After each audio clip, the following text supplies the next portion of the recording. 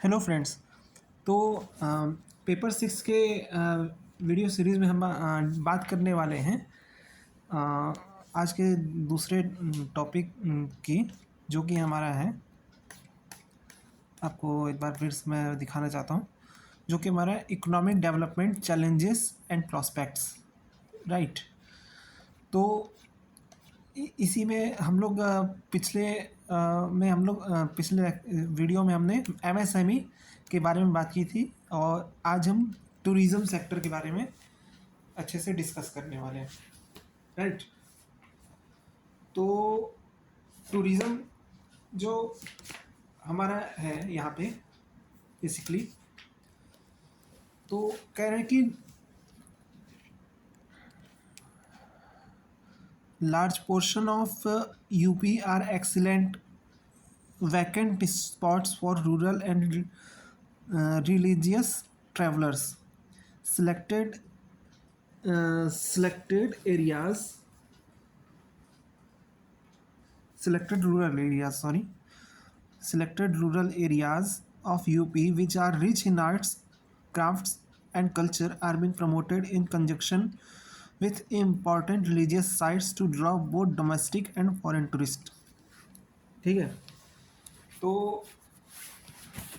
UP में जो है जो एक बड़ा राज्य है। राइट। यूपी एक बड़ा राज्य है, और यहाँ पे आपको तरह तरह की डाइवर्सिटी देखने को मिलती है।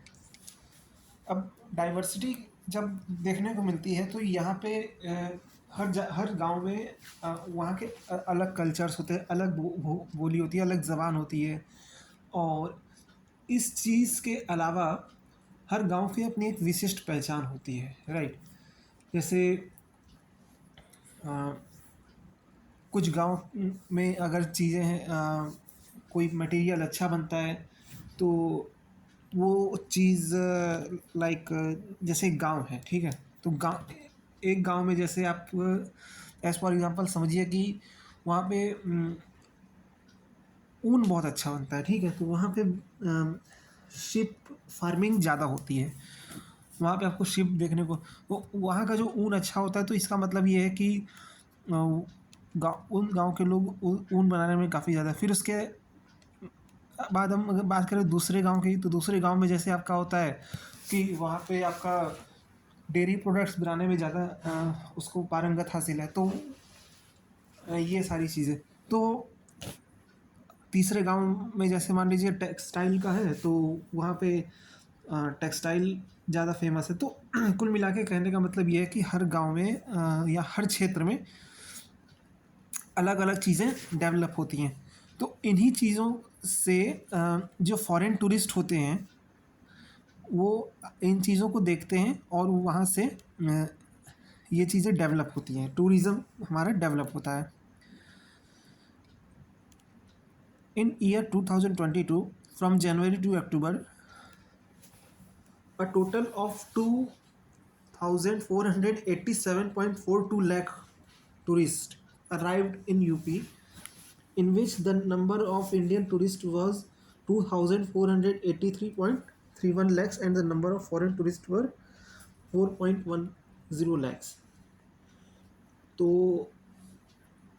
कुल मिला के अब ये आंकड़ा है 2022 का, जनवरी से अक्टूबर के बीच में, कि यूपी में आने वाले विभिन्न भागों से भारत के 2,483.31 लाख थे, और बाहर से आने वाले 4.10 लाख टूरिस्ट थे।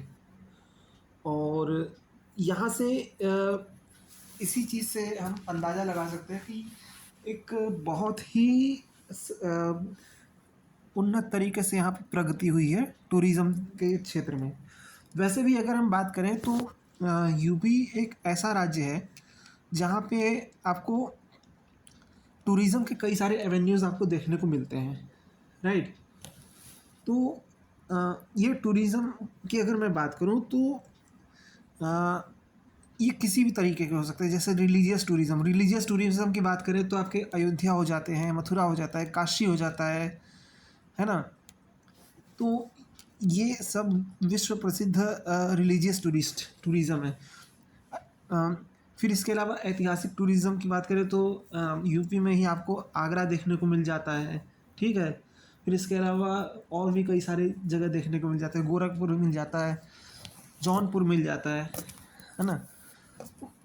ऐसे बहुत सारे जगह हैं जहाँ पे आपको इसका ऐतिहासिक सिग्निफिकेंस भी देखने को मिलता है। Recently the government of Uttar Pradesh new tourism policy 2022 which takes into the account of advantages offered by department to investors. A significant number of investors are signing MOUs, right? More than 2.8 lakh people in the state are employed in uh, tourism sector, in tourism industry, which is also serve as a significant source of foreign currency. तो मतलब एक vital population है जो कि tourism sector में employed है, और इससे क्या होता है कि ये यहाँ पे एक फॉरेन करेंसी जो विदेशी मुद्रा जो आता है, एक विदेशी मुद्रा का भी एक बड़ा ज़रिया है, राइट। अब ये बॉक्स आपका ये दिखा रहा है कि 4 economic areas and related district of the state. तो यूपी जो बेसिकली आपका देखने को मिलता है वो 4 इकोनॉमिक एरिया में बटा हुआ है, और इसके कुछ प्रमुख ज़िले हैं जिसके बारे में आप ये वीडियो पॉज करके देख लीजिएगा, ठीक है। जैसे ये 4 हैं: ईस्टर्न एरिया यानी पूर्वी क्षेत्र, दूसरा है सेंट्रल एरिया यानी कि मध्य क्षेत्र, तीसरा है वेस्टर्न एरिया पश्चिमी क्षेत्र, और चौथा है बुंदेलखंड। ईस्टर्न एरिया की अगर मैं बात करूं तो यहाँ पे कुछ प्रमुख जगह आ जाते हैं, जैसे अयोध्या हो गया, है ना, बनारस हो गया, वाराणसी, जौनपुर हो गया, प्रयागराज हो गया, मिर्ज़ापुर हो गया, राइट। और इसके अलावा आप गाज़ीपुर है, ये गाज़ियाबाद नहीं, गाज़ीपुर है, ठीक है, गाज़ीपुर है, प्रतापगढ़ और अमेठी, श्रावस्ती, तो ये सब पूर्वी क्षेत्र में आते हैं। सेंट्रल एरिया में अगर बात करें मध्य क्षेत्र में, तो यहाँ पे लखीमपुर खीरी, हरदोई, सीतापुर, लखनऊ, कानपुर देहात, कानपुर नगर, मतलब कानपुर, लखीमपुर खीरी और अकबरपुर आप मान सकते हैं। और तो ये आपके मध्य क्षेत्र में आपके आते हैं। पश्चिमी क्षेत्र में अगर हम बात करें तो कुछ फेमस शहर आप अगर इसमें से आप पॉइंट आउट करें तो आगरा हो गया, ठीक, बरेली हो गया, फिरोज़ाबाद हो गया, शाहजहाँपुर हो गया, फिर मथुरा हो गया, और मेरठ हो गया, कन्नौज, गाज़ियाबाद, गौतम बुद्ध नगर यानी नोएडा। तो ये कुछ आपके, इसके अलावा भी कई सारे शहर हैं। तो वेस्टर्न एरिया में कुछ प्रमुख शहर मैंने आपको बता दिए, और बुंदेलखंड में आपका सबसे प्रमुख आपका झांसी देखने को मिलता है, चित्रकूट, बांदा, ये सब, महोबा, ये सब देखने को मिलती है, ठीक है। तो ये सब 4 इकोनॉमिक एरियाज़ में बटा हुआ है। अब अगर हम बात करें परफॉर्मेंस ऑफ की सेक्टर ऑफ यूपी, तो अगेन यहाँ पे handloom and textile, renewable energy और टूरिज़्म, ये आप इसका वो देख सकते हैं। विभिन्न क्षेत्रों, विभिन्न सेक्टर्स का प्रदर्शन यहाँ पे आराम से देख सकते हैं और समझ भी सकते हैं। तो जैसे मैं आपको बता सकता हूँ कि जो आपका भारत का तीसरा जो है India's 3rd highest producer of fabric, UP account for 13.24% of the countries total output. यानी कि एक तरह से आप समझिए कि हैंडलूम सेक्टर में, हैंडलूम और टेक्सटाइल सेक्टर में यूपी जो है भारत में एक महत्वपूर्ण, भारत के हैंडलूम सेक्टर में एक बहुत महत्वपूर्ण रोल अदा करता है। जैसे बनारसी साड़ी हो गई, राइट, और भी कई सारी जगह की सामान हो गए हैं। तो ये सारे टेक्सटाइल सेक्टर में यूपी एक बहुत ही अहम रोल प्ले करता है। और इसका परसेंटेज आपको देखने को मिलता है 13.324। इसमें भी अगर हम बात करें तो 46.8% आपका दरी हो जाता है, कारपेट हो जाता है, फिर उसके बाद मैट हो जाता है, चटाई हो जाती है। इसके अलावा साड़ियाँ और भी वस्त्र हो जाते हैं। तो ये सारी चीज़ें हैंडलूम सेक्टर में हमें देखने को मिलती हैं।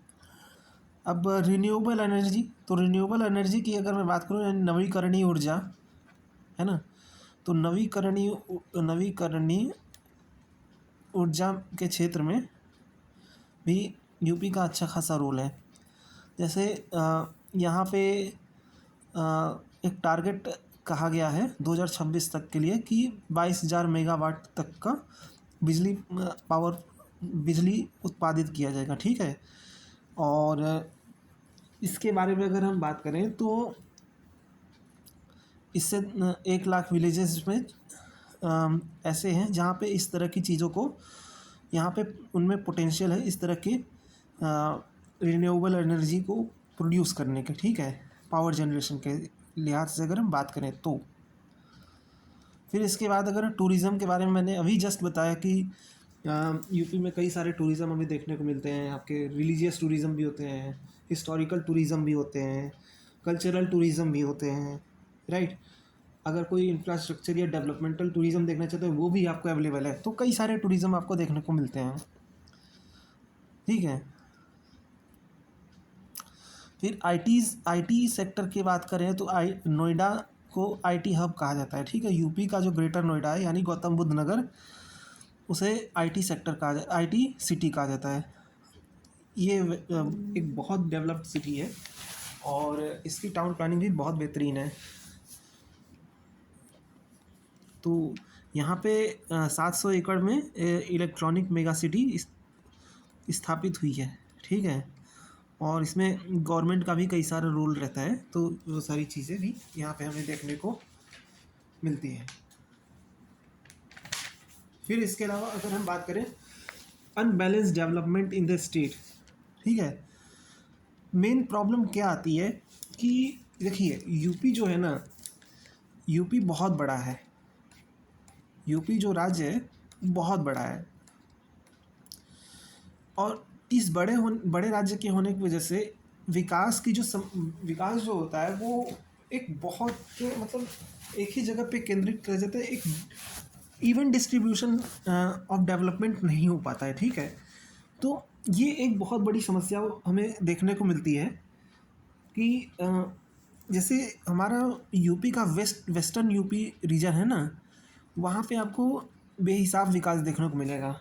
जैसे मैंने अभी जैसे बताया कि नोएडा जो है, यहाँ पे आपको बहुत ज़बरदस्त आपके बिल्डिंग्स देखने को मिलेंगी, स्काई स्क्रैपर्स देखने को मिल सकती हैं। यहाँ पे आपको सड़कें चौड़ी मिलेंगी, आईटी हब्स यहाँ पे हमें देखने को मिलते हैं। यहाँ पे आपको जो भी मॉडर्न इंडस्ट्री है वो सब हमें देखने को मिलती है, ठीक है। फिर उसके बाद अगर हम गाज़ियाबाद की भी बात करें तो गाज़ियाबाद में भी हमें अच्छे खासे इंडस्ट्री देखने को मिलते हैं, ठीक है। यहाँ पे भी कई सारे इलेक्ट्रॉनिक इंडस्ट्री गाज़ियाबाद में हमें देखने को मिलते हैं। इसके अलावा रेलवे के भी कई सारे इंडस्ट्री हमें देखने को मिलती है। इसके अलावा आप अगर बात करें तो और भी जितने भी एफएमसीजी प्रोडक्ट्स होते हैं या और भी गुड्स होते हैं यहाँ पे हमें देखने को मिलते हैं, right. Same case goes with Meerut and other district also, ठीक है। मेरठ में भी, मेरठ तो आपको पता ही है कि वहाँ पे स्पोर्ट्स के बहुत अच्छे सामान बनते हैं, ठीक है। जो एसजी कंपनी है ना, एसजी कंपनी है, वो उसका जो होम ग्राउंड है या एसजी कंपनी का जो कार्य क्षेत्र है वो मेरठ में ही आपको पड़ता है, ठीक है। इसके अलावा अलीगढ़ में आपको ताले मैन्युफैक्चर होते हैं और भी कई सारे इस तरह के। फिरोज़ाबाद में आपको चूड़ियाँ और इस तरह की चीज़ें देखने को मिलती है। तो कुल मिला के आपको जो मेजर आपके जो इंडस्ट्रीज़ हमें देखने को मिलती हैं वो आपके वेस्टर्न यूपी साइड में ज़्यादा देखने को मिलती हैं, ठीक। यही बात करें अगर हम ईस्टर्न यूपी की, जैसे कि गोरखपुर हो गए, श्रावस्ती हो गए, बलरामपुर हो गया, गोंडा हो गया, है ना, बनारस हो गया। बनारस तो खैर उतना नहीं कहेंगे, बनारस थोड़ा सा डेवलप्ड है। फिर उसके अलावा और जो बिहार बॉर्डर से टच करते हैं, या फिर जो ईस्टर्न क्षेत्र में आते हैं, बलिया टाइप के। ठीक, तो यहाँ पे इंडस्ट्रियलाइजेशन इतना ज़्यादा नहीं हुआ है, इसलिए यहाँ पे आपको बेरोज़गारी की समस्या और यहाँ पे और तरीके की प्रॉब्लम्स आपको हमेशा देखने को मिलती है। ठीक है, तो इसी वजह से हमें काफ़ी ज़्यादा अनबैलेंस डेवलपमेंट हमें देखने को मिलता है, और ये एक बहुत बड़ी समस्या है। ये बहुत बड़ी समस्या है यूपी जैसे राज्य के लिए, कि विकास एक जगह केंद्रित हो जाता है और बाकी जगह पे उसके कोई पूछ नहीं होती है। ठीक, तो मेन अब आप इसको ऐसे भी समझ सकते हैं कि जो देखिए, इसका एक वजह ये भी है कि जो आपका वेस्टर्न यूपी वाला पोर्शन है, वो आपका दिल्ली एनसीआर के क्षेत्र से, या दिल्ली से अगर दिल्ली की बात करें तो दिल्ली से सटा हुआ है, और दिल्ली अपने आप में एक बहुत बड़ा इंडस्ट्रियलाइज एरिया है। तो इस वजह से भी जो वेस्टर्न यूपी का जो क्षेत्र है वो विकसित क्षेत्र में आता है। ठीक है, तो यही सारी प्रॉब्लम्स आती हैं, और इस वजह से राज्य की जो राजधानी है लखनऊ उससे ज़्यादा विकसित आपके वेस्टर्न यूपी के कई सारे डिस्ट्रिक्ट देखने को मिलते हैं। ठीक है, तो ये एक बहुत बड़ी समस्या हमें देखने को मिलती है। तो ये था। फिर इसके अलावा अगर हम बात करें तो कुछ इंफॉर्मेशन टेक्नोलॉजी और स्टार्टअप्स की बात करते हैं, तो आईटी सिटी जो है वो लखनऊ में इस्टेब्लिश करने की बात कही गई है पीपीपी मॉडल पे। और इसके पहले आईटी सिटी जो है आगरा में, मेरठ में, कानपुर, गोरखपुर, वाराणसी, बरेली में स्थापित की गई थी। इंफ्रास्ट्रक्चर डेवलपमेंट की अगर हम बात करें तो इंफ्रास्ट्रक्चर डेवलपमेंट जो है आपका जैसे डिफेंस कॉरिडोर हो गया, गंगा एक्सप्रेसवे हो गया, यमुना एक्सप्रेसवे हो गया, गोरखपुर लिंक एक्सप्रेस हो गया, है ना, पूर्वांचल एक्सप्रेसवे हो गया, तो बुंदेलखंड तो ये सारे इंफ्रास्ट्रक्चर प्रोजेक्ट हमें देखने को मिलते हैं। इसके अलावा अगर हम रेलवे की अगर बात करें तो डेडिकेटेड फ्रेट कॉरिडोर भी हमें देखने को मिलता है। ठीक है, तो defence corridor, Ganga expressway, Purvanchal expressway, Bundelkhand expressway, इस तो ये सारे एक्सप्रेसवेज हमें देखने को इंफ्रास्ट्रक्चर के मामले में देखने को मिलते हैं। ठीक है, इसके अलावा 12 शहरों को स्मार्ट सिटी मिशन के तहत जोड़ा गया है, और इसके लिए पूरे 20,000 करोड़ रुपए के मनी को मतलब पैसे को बंदोबस्त भी किया गया है राष्ट्रीय स्तर पे। ठीक है, 20,000 करोड़ रुपए। फिर इसके अलावा अगर हम बात करें स्पेशल इकोनॉमिक जोन की, यानी SEZ क्षेत्र की, तो SEZ जो है आपका एक्सपोर्ट और मैन्युफैक्चरिंग हब से रिलेटेड है, और ये लेबर इंटेंसिव इंडस्ट्री है। और इसमें जैसा कि मैंने आपको पहले ही बताया था कि यूपी का जो वेस्टर्न पोर्शन है वो ज़्यादा, वहाँ पे ज़्यादा मैन्युफैक्चरिंग और मैन्युफैक्चरिंग इंडस्ट्री वहाँ पे ज़्यादा देखने को हमें मिलती है। तो इसलिए वहीं पे सारी जितने भी 3-4 मैन्युफैक्चरिंग हब है वहीं है वेस्टर्न यूपी।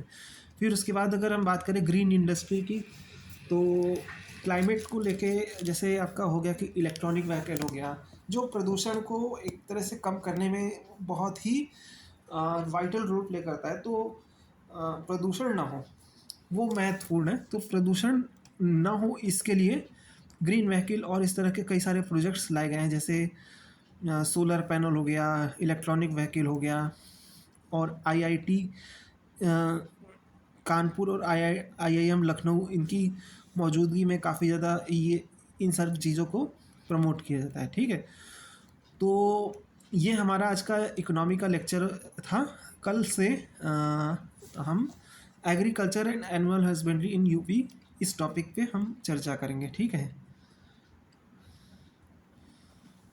तो चलिए मिलते हैं आपसे नेक्स्ट वीडियो में। तब तक के लिए अपना ध्यान रखिए, और वीडियो पसंद आए तो इसे लाइक करिए, और अपने कमेंट के थ्रू अपने बताइए कि आपको क्या चीज़ें पसंद आई है और क्या आप कहना चाहते हैं इस वीडियो पे। और सब्सक्राइब करिए हमारे चैनल को। आपसे मिलते हैं आप नेक्स्ट वीडियो में, तब तक के लिए अपना ध्यान रखें। Good bye.